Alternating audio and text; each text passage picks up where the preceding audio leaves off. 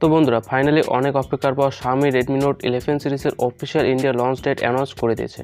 দুদিন আগেই সেটা রেডমি সোশ্যাল মিডিয়াতে লঞ্চের টিজার শেয়ার করেছে, যেটা তোমরা স্ক্রিনে দেখতে পাচ্ছ। 9ই মার্চ লঞ্চ হবে। এই সিরিজের মধ্যে দুটি স্মার্টফোন দেখতে পাবে, একটা হলো Redmi Note 11 Pro আর একটা হলো Redmi Note 11 Pro Plus। এই দুটি মোবাইলের কম্পিটিশন হবে Realme 9 Pro সিরিজের সাথে। যাই হোক, Xiaomiকে এই দুটি ফোন অ্যাগ্রেসিভ প্রাইস পয়েন্টে লঞ্চ করা দরকার, আরও ভালো ফিউচারের সাথে।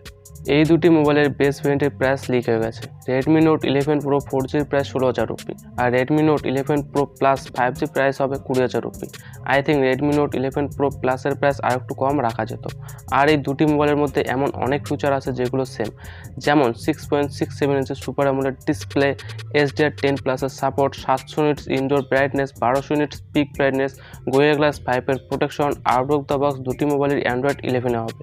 MIUI UI 13 এর ইউজার ইন্টারফেস, UFS 2.2 এর storage type, LPDDR4X RAM, 108 megapixel triple rear camera set up, 16 মেগাপিক্সেলের selfie camera, dual storage speaker, side fingerprint sensor, 5000 mAh এর বড় ব্যাটারি এবং 66 ওয়াটের ফাস্ট চার্জিং। তো এই সব কিছু দুটি মোবাইলের মধ্যে সেম হবে। তো এখানে প্রশ্ন হলো যে ডিফারেন্স কোথায় হবে। তো পারফরমেন্সের দিক দিয়ে দুটি মোবাইলের মধ্যে ডিফারেন্স পাবে। Redmi Note 11 Proর মধ্যে MediaTek Helio G96 চিপসেটের অফার করা হয়েছে, কিন্তু এই চিপসেটটি 5Gকে সাপোর্ট করে না। আর অপরদিকে Redmi Note 11 Pro Plus এর মধ্যে Qualcomm Snapdragon 695 চিপসেট দেখতে পাবে, যেটা 6 ন্যানোমিটার টেকনোলজির উপর বিল্ড করা। চিপসেটটি ভালো, কিন্তু Qualcomm Snapdragon 778 চিপসেট ইউজ করলে এই মোবাইলটি আরও বেশি আকর্ষণীয় হয়ে উঠত। শুধু এটাই নয়, Realme 9 Pro Plus এর সাথে এই মোবাইলটির কম্পিটিশন ভালোভাবে হতো।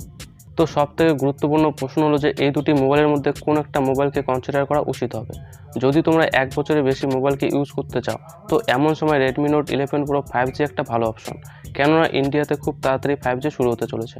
এই লেটেস্ট খবরে এটা বলা হয়েছে যে জিও ইন্ডিয়াতে 1000 সিটির মধ্যে কিছুদিনের মধ্যে 5G সার্ভিসকে লঞ্চ করার প্রস্তুতি নিচ্ছে। তো যদি তোমাদের নতুন মোবাইলের দরকার, তো 5G স্মার্টফোন নেওয়া উচিত, তাও আবার যে মোবাইলের মধ্যে বেশি 5G ব্যান্ড থাকবে, যার কারণে পরবর্তীকালে 5G কানেক্টিভিটিতে অসুবিধা হবে না। যদি কথা বলি প্রাইস কিনে, তো Redmi Note 11 Proর প্রাইস 18,000 রুপির নিচে হবে, 6GB র্যাম আর 128GB ভেরিয়েন্ট। আর Redmi Note 11 Pro Plus এর প্রাইস 20,000 থেকে 22,000-এর মধ্যে হবে, 6GB র্যাম আর 128GB স্টোরেজ ভেরিয়েন্ট।